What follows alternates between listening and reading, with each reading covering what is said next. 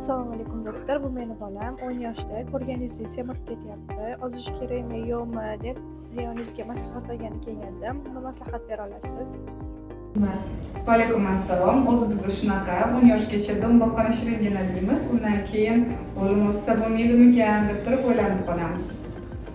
Hozir farzandingiz ko'zingizga chiroyli ko'rinishi mumkin. Do'mboqqina shiringina bo'lishi mumkin, lekin ma'lum muddatdan so'ng ortiqcha vaznni qila olmasdan farzandingiz ham o'zingiz ham qiynalasiz.